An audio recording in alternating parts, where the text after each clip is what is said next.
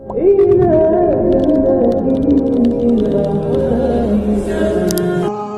میں یہ بھی آتا کہ اصفہان سے 70,000 یہودی دجال کا ساتھ دیں گے.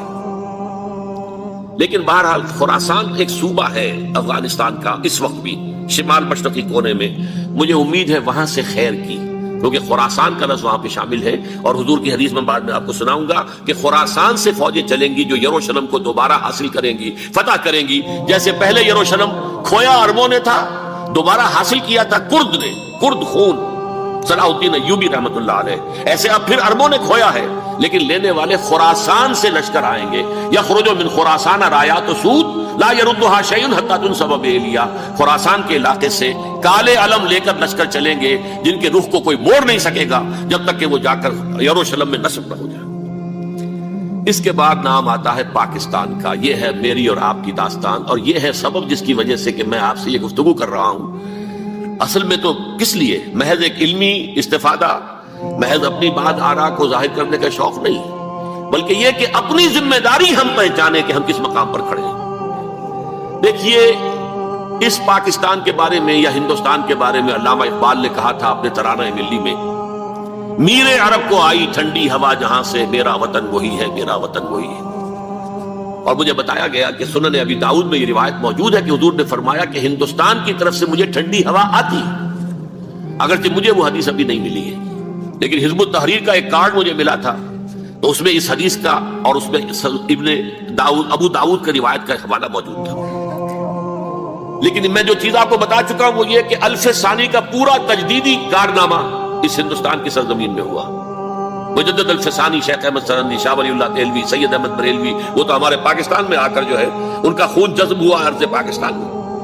پھر شیخ الہند مولانا محمود حسن. تحریک خلافت چلی تو صرف ہندوستان میں چلی اور کہیں نہیں چلی. آزادی کی تحریک چلی پوری دنیا میں، وہ نیشنلزم کی بنیاد پر چلی، ملے نیشنلزم، عرب نیشنلزم، ترک نیشنلزم. ہمارے ہاں چلی تو اسلام کے نام پر. پاکستان کا مطلب کیا؟ لا الہ الا اللہ. پھر پاکستان قائم ہوا معجزے کے طور پر، بلکہ نازل ہوا ہے لیلۃ القدر میں. انا انزلناہ فی لیلۃ القدر. جیسے قرآن نازل ہوا ہے لیلۃ القدر میں، یہ پاکستان بھی نازل ہوا ہے لیلۃ القدر میں. اس کا برقرار رہنا ابھی تک معجزہ ہے. ہندو یہ سمجھتا تھا، کانگریس سمجھتی تھی کہ جھٹپٹ ختم ہو جائے گا. پھر یہ کہ اس کا قرارداد مقاصد کا پاس ہو جانا، مزید بھی اور اضافی دفعات دستور میں آ جانا، اب کمرشل انٹرسٹ کو ربا قرار دے کر حرام قرار دینا، یہ سارے لینڈ مارکس ہیں کہ جو اشارہ کر رہے ہیں کسی چیز کی طرف. معاملہ کدھر جا رہا ہے؟ پھر یہ کہ یہ جو 14ویں صدی کے مجدد تھے شیخ الہند، اس کے بعد سے کچھ ایسی شخصیتیں عظیم پیدا ہوئی ہیں ہند میں جن کو میں سمجھتا ہوں کہ 14ویں صدی کے مجدد اور 15ویں صدی کے مجدد کے درمیان یہ 15ویں صدی کے مجدد کی راہ کو سیدھا کرنے والے، جیسے کہ حضرت یحییٰ نے کہا تھا میں تو آنے والے کا راستہ سیدھا کر رہا ہوں حضرت عیسیٰ کے لیے، ایسے ہی 15ویں صدی کے لیے امام مہدی کے لیے راستہ صاف کرنے والے سب سے پہلے علامہ اقبال، جنہوں نے اسلام کا تصور دین کی حیثیت سے دوبارہ زندہ کیا ہے، ورنہ اسلام ایک مذہب کی شکل اختیار کر چکا تھا. پھر مولانا مودودی، مولانا ابوالکلام آزاد حکومت الہیہ کے نعرے کے ساتھ میدان میں آئے. یہ اقبال نے جو تصور پیش کیا تھا اس پر عملی جدوجہد کے لیے حزب اللہ قائم ہوئی. نوٹ کر لیجئے 11 برس کا فرق ہے عمر کا علامہ اقبال کے اور ابوالکلام کے. اور 1913 میں جب حزب اللہ قائم کی ہے اس وقت علامہ اقبال کی ملی شاعری اپنے عروج کو پہنچ چکی تھی.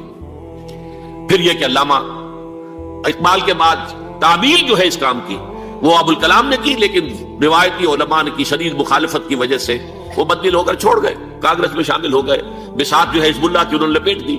پھر مولانا مودودی آئے، انہوں نے وہ ڈور جو ہے اس کا سرا تھاما، جماعت اسلامی قائم کی حکومت الہیہ ہی کے قیام کے لیے. اگرچہ میرے نزدیک یہ کہ وہ انتخابی اور ایک قومی سیاست کی ایک جماعت بن کر پاکستان میں جو ہے دلدل میں پھنس گئی ہے. اب ہم اس کی کوشش کر رہے ہیں، تنظیم اسلامی اور یہ تحریک خلافت جس کے تحت یہ جلسہ ہو رہا ہے، یہ ساری چیزیں وہ ہیں کہ آپ کو سوائے پاکستان کے اور کہیں نہیں ملیں گی پوری دنیا میں. معلوم ہوتا ہے کہ پاکستان کو بہت بڑا رول پلے کرنا ہے اس میں. اور اس کے ساتھ اب جمع کر لیجئے افغانستان کی عمارت افغانستان، اسلامی عمارت افغانستان قائم ہو چکی ہے. یہ پچھلے 20 سالوں میں جو کچھ وہاں ہوتا رہا ہے اس سے پہلے تصور نہیں ہو سکتا تھا. علامہ اقبال کے فرزند بھی دیکھ کر آئے ہیں، تو اگرچہ وہ خود میں سمجھتا ہوں کہ خاصے انہیں آپ لبرل کہیں، آزاد خیال کہیں، لیکن اس درجے متاثر ہو کر آئے تھے کہ انہوں نے یہ کہا افغانستان میں جو میں نے حالات دیکھے ہیں کہ اگر 2-4 اور مسلمان ملکوں کے اندر یہ نظام قائم ہو جائے تو پوری دنیا مسلمان ہو جائے گی. یہ سب کچھ کیسے ہو رہا ہے؟ یہ آنے والے دور کی جھلکیاں ہیں. Coming events are casting their shadows before. یہ سب بتا رہے ہیں کہ پاکستان افغانستان کو مل کر اس میں کوئی عظیم رول پلے کرنا ہے. اور اس کے ضمن میں اب میں علامہ اقبال کے بارے میں آخری بات کہہ رہا ہوں. علامہ اقبال کے بارے میں عام یہ خیال ہے، انہوں نے اپنے خطبات میں مہدی کا اور نزول مسیح کا، حالانکہ میں کل پڑھ رہا تھا مولانا سعید احمد اکبر آبادی رحمۃ اللہ علیہ کا ایک مقالہ ان کا، کہ علامہ اقبال نے ابن خلدون کے بارے میں یہ کہا ہے کہ مہدی کا اور نزول عیسیٰ کا دونوں کا انہوں نے انکار کیا ہے. حالانکہ ابن خلدون نے نزول عیسیٰ کا انکار نہیں کیا، صرف مہدی کا انکار کیا ہے. بہرحال علامہ اقبال نے خطبات میں انکار کیا ہے. لیکن یہ کہ اپنی شاعری کے اندر میں چیلنج کرتا ہوں کسی بڑے سے بڑے اقبال شناس کو، ان کا یہ شعر ذرا سنیے. خضر وقت از خلوت دشت حجاز آید بروں، کارواں زی وادی دور و دراز آید بروں. خضر وقت، امام وقت، رہنمائے وقت، قائد وقت، خلوت دشت حجاز، حجاز کی صحرا کی کسی خلوت گزینی سے نکل کر باہر آئیں گے. میں حیران ہوتا ہوں علامہ کے اس فکر پر اور اس مصرے پر. یہاں انہوں نے شیعہ اور سنی دونوں کے کانسیپٹ جمع کر دیے.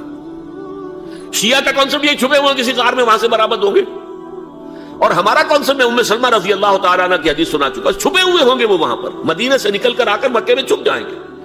اس خانہ جنگی کی حالت میں لوگ ان کی طرف دیکھ رہے ہوں گے، سوچتے ہوں گے انہیں میدان میں آنا چاہیے، کوئی پارٹ پلے کرنا چاہیے، امت کی رہنمائی کرنی چاہیے. لیکن وہ چھپیں گے، وہ کارے ہوں گے، وہ اس ذمہ داری کو قبول نہیں کرنا چاہیں گے، جا کے چھپ جائیں گے مکے میں. وہاں سے مکے والے انہیں نکالیں گے، اور وہ کارے ہوں گے، انہیں بالکل یہ پسند نہیں ہوگا کہ یہ ذمہ داری اٹھائیں. تو خضر وقت از خلوت دشت حجاز آیت بروں، کارواں زی وادی دور و دراز آیت بروں. کارواں جو چلے گا ان کی مدد کے لیے اس وادی دور و دراز، اس عظیم وادی دور و دراز، یہ وادی سندھ ہے. وادی سندھ جو ہے ہم سمجھتے ہیں کہ صرف یہ پاکستان اور پنجاب جو ہے یہ اس میں شامل ہے. سندھ اور پنجاب نہیں، افغانستان کا پورا مشرقی علاقہ اس میں شامل ہے. جیسے دریائے جہلم سندھ میں جا رہا ہے، جیسے دریائے گلگت سندھ میں آ کر ملتا ہے، جیسے دریائے چناب اور راوی اور جہلم اور یہ سب جا رہے ہیں اور آ رہے ہیں، اسی طرح دریائے کابل کہاں سے آ رہا ہے، دریائے گومل کہاں سے آ رہا ہے، ڈوچی کہاں سے آ رہا ہے. یہ سارا جو ہے ڈرین جو ہو رہا ہے ایسٹرن جو ہے پارٹ آف افغانستان، یہ سب وادی ہے. اس وادی کے یہ دو حصے ہیں، ایک حصہ جو ہے یہ ادھر پاکستان میں ہے، اور اسی وادی کا دوسرا حصہ جو ہے وہ افغانستان میں ہے. کارواں زی وادی دور و دراز آیت بروں، کارواں چلے گا یہاں سے. یخرج ناس من المشرق یؤتون للمہدی، یعنی سلطان ہی مشرق سے فوجیں چلیں گی کہ جو مہدی کی حکومت قائم کریں گی. اور یخرج من خراسان رایات و سود، اور خراسان سے سیاہ پرچم چلیں گے کہ جن کا رخ کوئی موڑ نہیں سکے گا، حتیٰ تنصب بیلیا، یہاں تک کہ وہ جا کر یروشلم کے اندر نصب ہو جائیں گے. حضرات، میں ایک میری گفتگو کا حصہ باقی تھا لیکن میں اسے چھوڑ رہا ہوں، اس لیے کہ گلوبلائزیشن جو اس کی ہوگی، جو خلافت علی منہاج النبوہ کی تجدید کامل حضرت مہدی کے ہاتھوں عرب میں ہوگی، اس سے پہلے اس کے لیے محنت، کوشش، جد و جہد پاکستان اور افغانستان میں ہو چکی ہوگی جو اسے سپورٹ کرے گی اور وہاں جا کر حکومت قائم کرے گی. اس کے بعد گلوبلائزیشن کا جو مرحلہ اس کا ہے وہ حضرت مہدی کے ہاتھوں نہیں ہے، وہ حضرت عیسیٰ ابن مریم ان کے نزول کے بعد ہے، جن کے نزول کے بعد دجال کا خاتمہ ہوگا اور یہودیوں کا استحصال ہوگا. مسلمانوں پر بھی بڑی تکالیف عربوں پر آئیں گی، شدائد آئیں گے، لیکن یہ وہ میں حصہ ملتوی رکھتا ہوں کسی دوسری محفل اور کسی دوسری مجلس اور نشست پر. اب میں آپ کو ذرا اس جو انسانوں میں سے انسان دشمنی کا جن کا سب سے بڑا رول ہے، میں ان کی 2000 سالہ تاریخ کا آپ کے سامنے نقشہ رکھنا چاہتا ہوں. ان 1400 سال کا تو میں نے صرف 4 آپ کو پوائنٹس بتائے. موسیٰ سے عیسیٰ تک 1400 برس علیہ الصلوۃ والسلام، 2 مرتبہ عروج، 2 مرتبہ زوال. اشیریوں کے ہاتھوں پٹوائی، بابلیوں کے ہاتھوں پٹانا، گریکس کے ہاتھوں مرمت، رومنس کے ہاتھوں مرمت. یہ جو 2000 سال ہیں، کیونکہ اب تو ظاہر بات ہے 21ویں صدی شروع ہو گئی، 20 صدیاں حضرت مسیح کو پوری ہو گئی. پہلی بات نوٹ کیجئے، حضرت مسیح کی پیدائش ہے سن 1 قبل مسیح. یہ نقطہ آپ نے کبھی سنا ہے یا نہیں؟ جب ملینیم کا سلسلہ شروع ہوا تھا پچھلے سال تو میں نے بیان کر دیا تھا کہ ایک عجیب حساب کے اندر انہوں نے غلطی کی ہوئی ہے.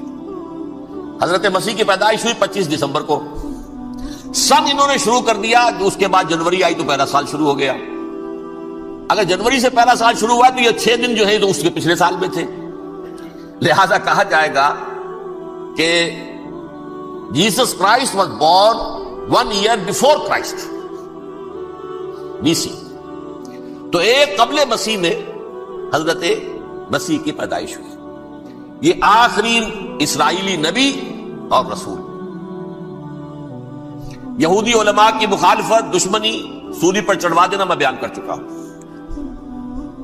سن 33 عیسوی میں جبکہ حضرت مسیح کی عمر 33 برس تھی، اللہ تعالیٰ نے انہیں زندہ آسمان پر اٹھا لیا. لیکن یہودیوں نے اپنے خیال کے مطابق انہیں سولی پر چڑھوا دیا، ان کی موت واقع ہو گئی. اگرچہ اس کے بعد یہ اختلاف ہے ان میں. یہودی کہتے ہیں وہ سولی پر چڑھ گیا، ختم ہوا، مر گیا. عیسائی کہتے ہیں نہیں، انتقال ہوا ہے مسیح کا صلیب پر، لیکن پھر وہ دوبارہ زندہ ہو گئے ہیں. ان کی لاش ایک غار میں رکھ دی گئی تھی، وہاں ریزریکشن ہو گیا، ان کا باعث بعد الموت وہی ہو گیا، اور پھر انہیں اللہ نے زندہ آسمان پر اٹھا لیا. تو ہمارے اور عیسائیوں کے درمیان نوٹ کر لیجئے، یہ چیز مشترک ہے کہ حضرت مسیح آسمان پر زندہ اٹھائے گئے. فرق کیا ہے؟ وہ سمجھتے ہیں کہ سولی دیے گئے، سولی پر مرے، پھر زندہ ہوئے، پھر گئے. ہم سمجھتے ہیں کہ نہیں، وما صلبوہ وما قتلوہ، انہوں نے نہ صلیب دے سکے انہیں اور نہ انہیں قتل کر سکے، بل رفعہ اللہ الیہ، اللہ نے اٹھا لیا.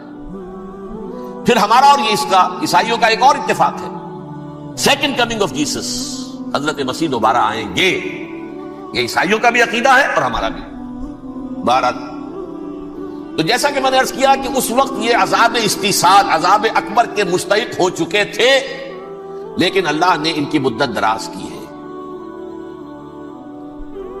لیکن ان پر دنیاوی عذاب کا ایک کوڑا جو ہے اللہ تعالیٰ کی طرف سے اسی وقت برسا. دنیاوی عذاب دنیا میں رہتے ہوئے ختم نہیں کیا. 37 برس بعد حضرت مسیح کے رفع سماوی کے 37 برس بعد سن 70 میں یہودیوں نے بغاوت کی رومیوں کے خلاف. رومی ٹائٹس جنرل تھا ایک، اس نے پھر جو حملہ کیا ہے، 1,33,000 یہودی ایک دن میں قتل کیا یروشلم میں، اور ہیکل سلیمانی گرا دیا. وہ ہیکل پہلے بھی گرا تھا، پہلے 1400 سال کے دوران میں بھی نبوکدنضر نے گرایا تھا، لیکن پھر اس کے 150 سال بعد انہوں نے دوبارہ بنا لیا تھا، اس لیے وہ اسے سیکنڈ ٹیمپل کہتے ہیں.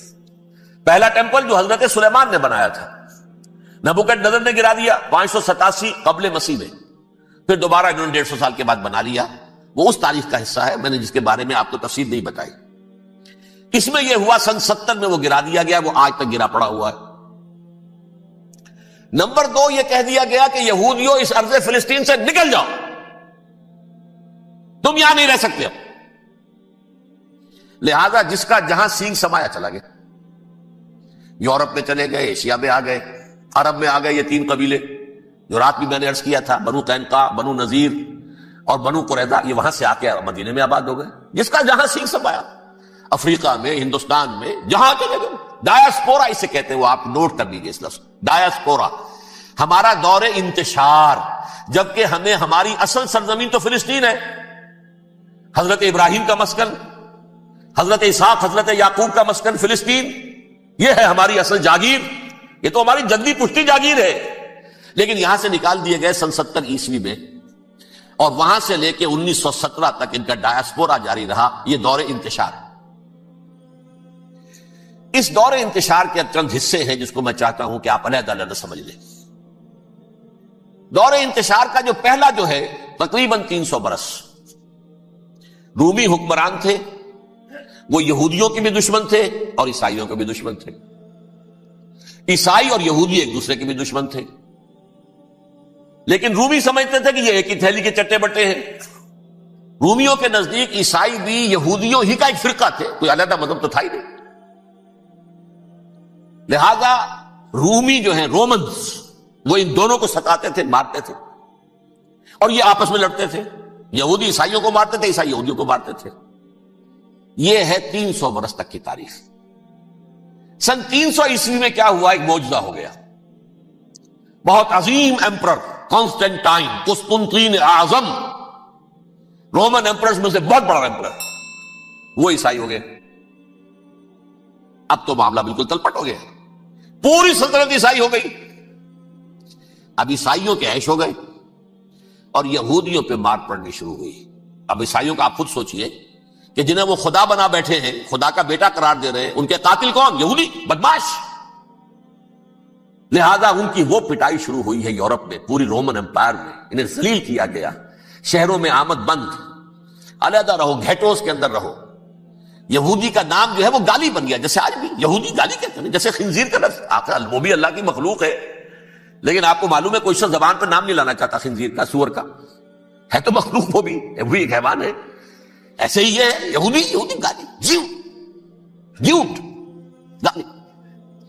لہذا ایک طرف تو ان دونوں کے درمیان دشمنی، جس کو قرآن کہتا ہے وَأَغْرَيْنَا بَيْنَهُمُ الْعَدَاوَةَ وَالْبَغْضَاءَ،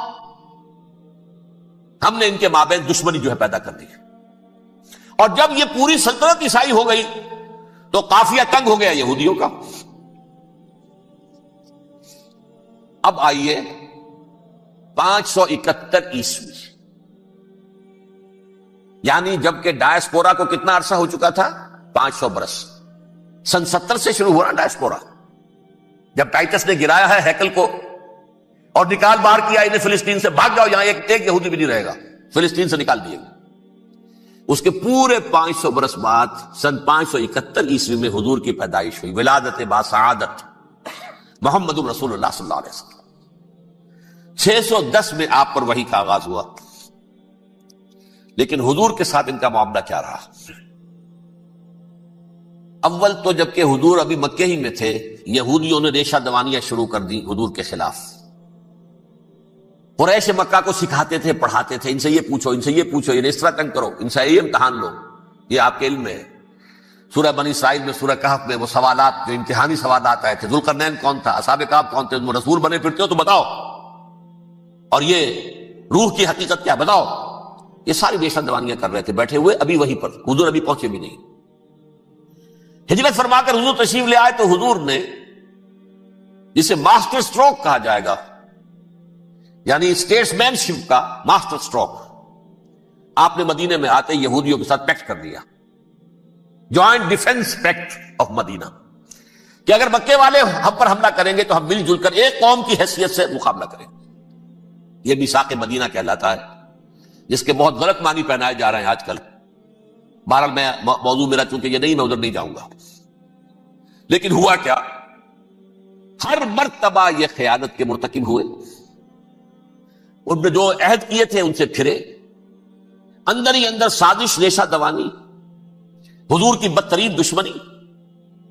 سورہ نساء کی آیت نمبر 12 میں، 14 میں، 13 میں فرمایا ہے لا تزال تطلع علی خائنۃ منہم. اے نبی، ہمیشہ آپ کے علم میں ان کی طرف سے خیانتیں، بددیانتیاں آتی رہیں گی. اور بار بار وہ مسلسل جنگ کی آگ بھڑکاتے تھے.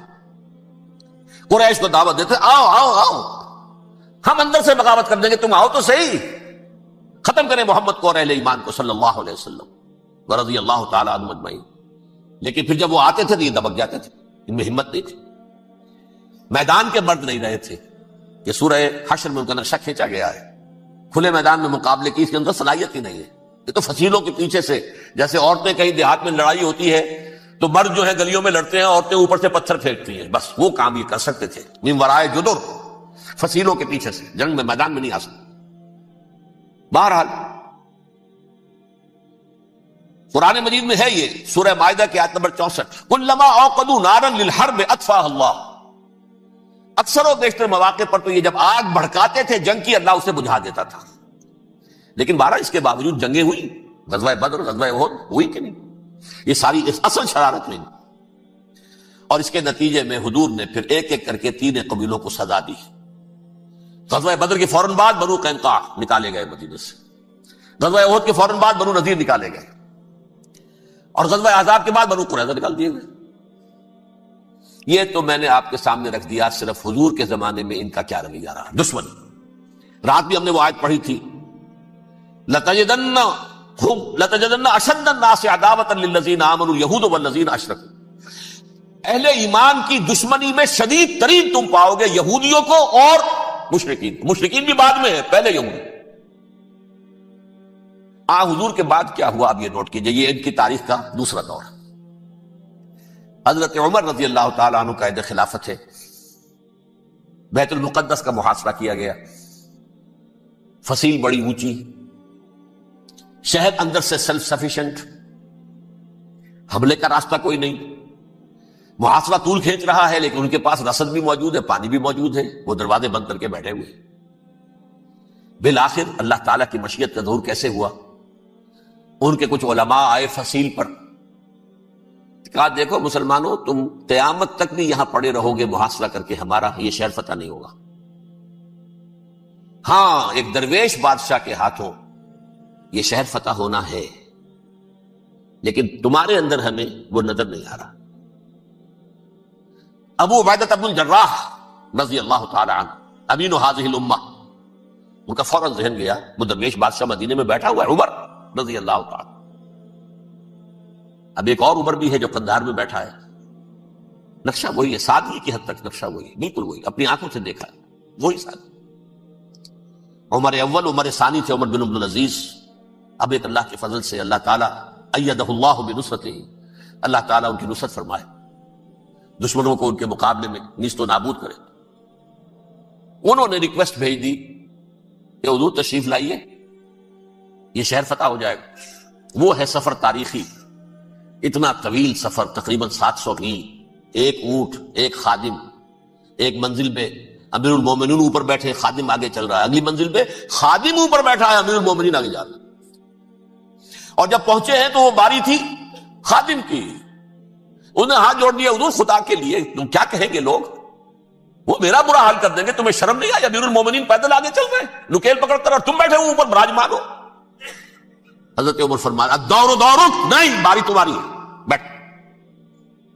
اس حال میں پہنچے ہیں، اور پھر یہ کہ ابو عبیدہ بن الجراح آئے ہیں، استقبال کیا ہے تو دیکھا ہے اس حال میں چلے آ رہے ہیں، عمر نکیل پکڑے ہوئے چلے آ رہے ہیں، اور کہتے ہیں کہ کہیں کیچڑ ویچڑ تھا، جوتے